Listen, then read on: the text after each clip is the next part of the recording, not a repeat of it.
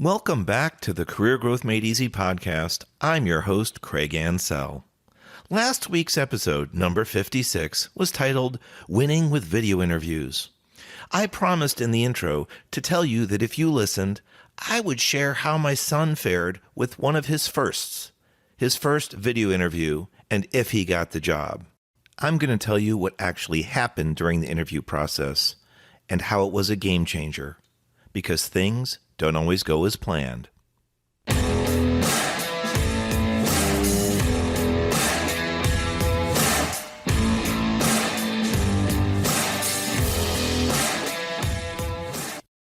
I'm your host, Craig Ansell, and this week I'm sharing a real-world example of how my son had to think on his feet because interviews don't always go as planned. Last week's episode was regarding virtual interviews, and it was titled Winning with Video Interviews. He actually did a really strong job, and if you're interested in video interviews and how the process works, along with some great tips and tricks to help you be successful, make sure you go back and listen to that lesson. And again, that was episode 56. So as I just briefly mentioned, he did a strong job with the video interview process and actually received prompt feedback that there would be an in-person follow-up interview. Great success, a big win, and he's full steam ahead.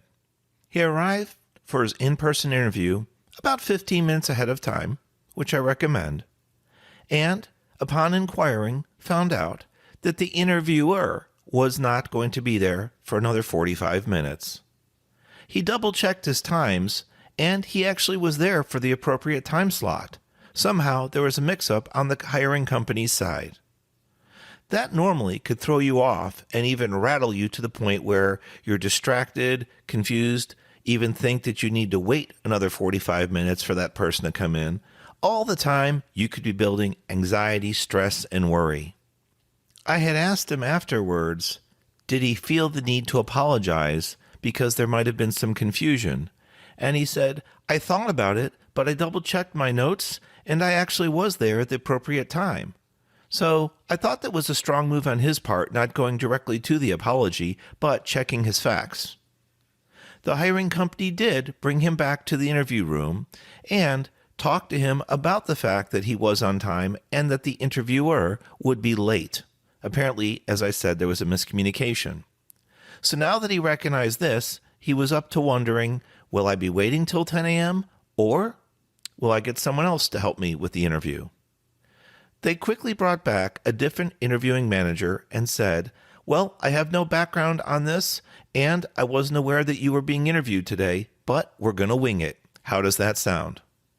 And that's where the cool part came in with what my son said. He said, great, let's do it. I'm ready.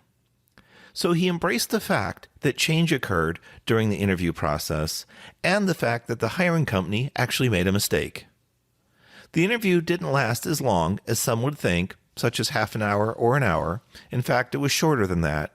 But it was really about getting to know his personality and if there were any questions from his video interview that piqued the company's interest and they wanted to dig deeper or explore further.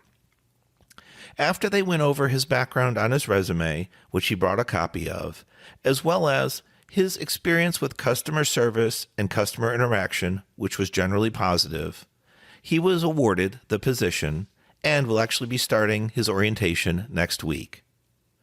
The big message for this podcast episode is we need to prepare and prepare strongly when it comes to interviews, no matter what kind of interview it is, in-person, virtual, computer-based, computer such as text and essay answers, or recorded.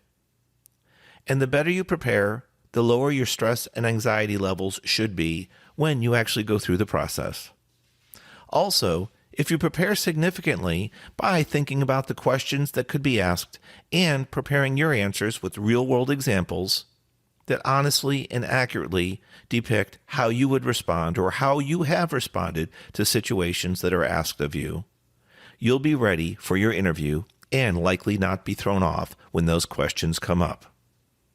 The next thing was that if changes do occur, such as timing, a switch of interviewers, or locations change, try not to be rattled by these changing conditions because it can cause you to lose focus and cause you to focus on the wrong topics. Your mind could be so consumed with the fact that something was out of order, out of sequence, that you could literally forget your entire plan, your entire interview pitch, maybe even some answers that you plan to respond to certain questions just because something was out of sequence, out of order, or got switched up on you unexpectedly. It's easier to say and harder to do, but plan for the unexpected. Know your content inside and out. And I always recommend go with the honest, open answers. That way you only have one set of answers to memorize, because clarity is the best response when it comes to being honest and open in an interview. So far, we've talked about a resume winning the interview and winning the video interview to go to the final round, ultimately ending in success. But, and it's a hard but, what happens when things don't go as planned and you recover but poorly? In speaking to someone else very recently, they had an interview. In fact, it was for a leadership position. During the interview, they were asked a specific question on how they would handle a certain situation. They used the phrase, "I was told I need to." As the interview went on, it became apparent that wasn't the right answer. The questions changed direction and seemed to refocus with a lightning accuracy on that previous answer. And from that point forward, the interviewee knew he was sunk. He was trying to dig himself out of how he answered. I asked him if he realized with self-reflection what he could have done. And in fact, he did also receive post-interview feedback, and it aligned with his thoughts. He said he really didn't like the answer that he gave, but too much time elapsed before he attempted to go back and course correct. And as I mentioned, it was apparent from the interviewer's questions, they continued to dig and understand why he gave such an answer, and if in fact he meant it the way he said it, meaning "I was told," when it was about taking an action, being in a leadership or management role. The answer more than likely should have been, "I would respond in the following way. I would handle the situation in this manner, showing poise, strength, direction, leadership." But that didn't happen, again, because of the phrase, "I was told," meaning someone interacted in this imaginative scenario. Looking back again, what you could have done if this was you. The minute that you make a, let's say, poor choice in words, or there's something that could be better said, stop and pause. Remember our prior episode, 51, Powerfully Placed Pauses? You really have the opportunity to pause, collect yourself, and restate what you just said. There's absolutely no problem with going back and saying, "You know what? Would you mind if we revisit the last question? Would you mind if I restate my last answer? I feel I could have done a better job," just like that. Or, "I'd like to add additional value to my prior answer. Is that all right?" In fact, you don't even have to ask them, "Is that all right?" Just say, "Excuse me, I'd like to add additional value to my prior answer," and see how they respond, rather than asking their permission. Again, it's not being rude, it's not being defensive or even aggressive. It's simply clearly and honestly stating that you recognize that there was a misstep in your communication.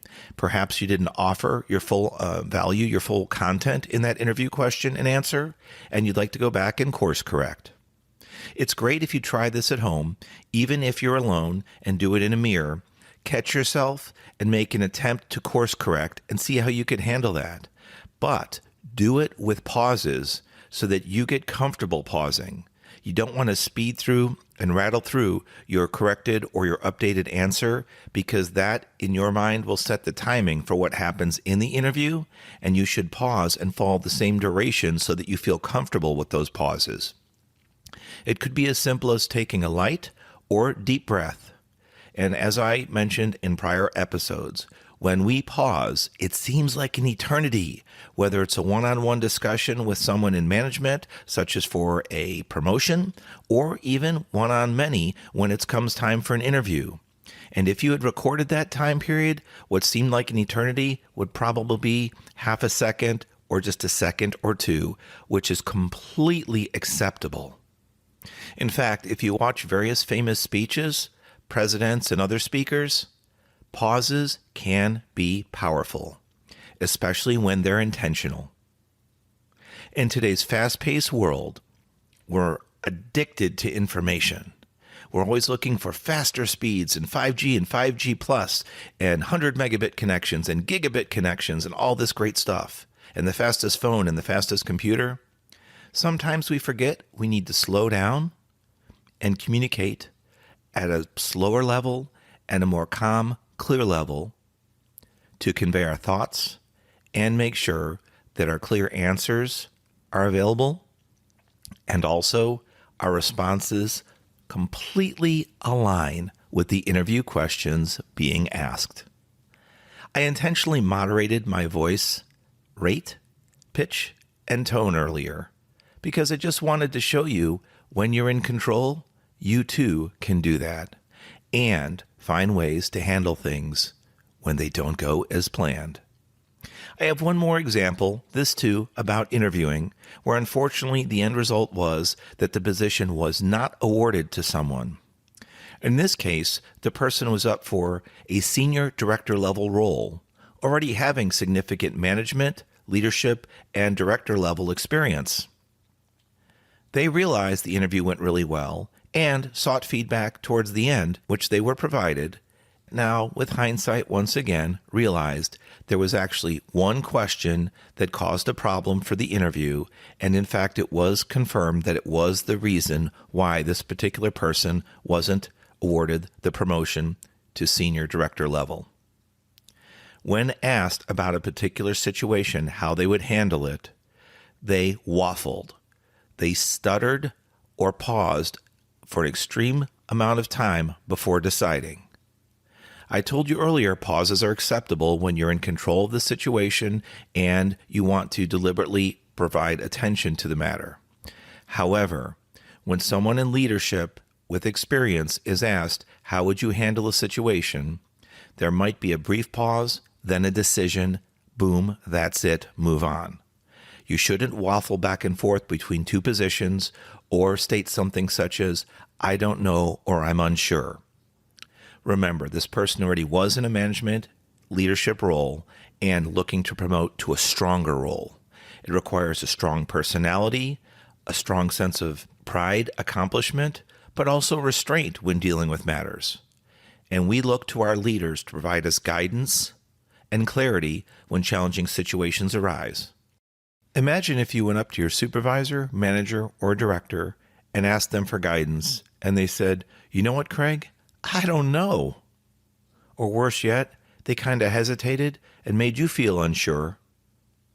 You might feel lost. We're all in positions for reasons. In this particular case, a strong, confident answer would have sufficed. I hope you've enjoyed today's episode number 57, When Things Don't Go as Planned. I gave you a couple examples, starting with a success story and ending with two which didn't go exactly as planned. However, we learn from our mistakes, and that's a big reason why this podcast and our Career Growth Made Easy team exist, to serve you, to share personal and professional examples of where we've made mistakes and where we can grow, and hopefully that'll translate into helping you grow at an accelerated rate. Please subscribe to our podcast, share it with friends, family members, and coworkers, and contact us through social media at Craig Ansell, LinkedIn, Facebook, and Instagram. If you want to share something direct, it's craig@craigansell.com. As a reminder, we're having a major update to our website, which will come out in about a week. So please get ready to look forward to that. There's going to be a lot of great content, and I know it's going to be an exciting launch. Have a great week ahead. God bless.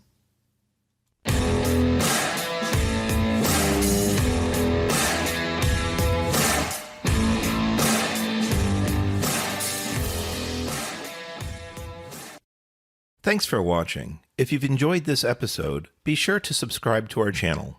New episodes every Monday. In the meantime, why don't you follow us on social media at Craig Ansell on Facebook, LinkedIn, and Instagram. To book a coaching appointment, download our free guides, or join our email list, check out the links in the description below.